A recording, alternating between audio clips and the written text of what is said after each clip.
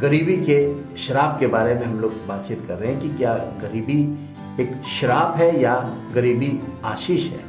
तो हम लोग गलतियों की पत्री उसके 3 अध्याय के 13 और 14 पदों में देखते हैं, जहां इस प्रकार लिखा हुआ है, मसीह ने जो हमारे लिए श्राप बना, हमें मोल लेकर के व्यवस्था के श्राप से छुड़ाया। क्योंकि लिखा है, जो काठ पर लटकाया जाता है वो श्रापित है। इस पद में संत पौलुस ने कर्ज की या श्राप की बात की है और ये बता रहे हैं कि जो मनुष्य का श्राप है, उस श्राप को मसीह ने अपने ऊपर उठाया और इसलिए मसीह जो है वो श्राप बन गया। He became curse for us।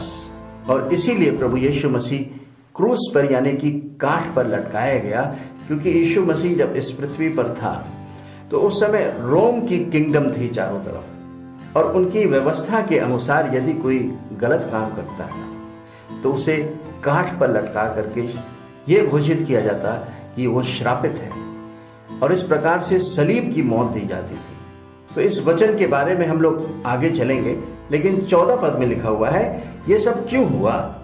क्यों हमारा श्राप यीशु मसीह ने अपने ऊपर उठाया, क्रूस पे चढ़ गया, उस क्रूर मृत्यु को सहा, अपना लहू बहाया, गाड़ा गया और तीसरे दिन मुर्दों में से जी उठा।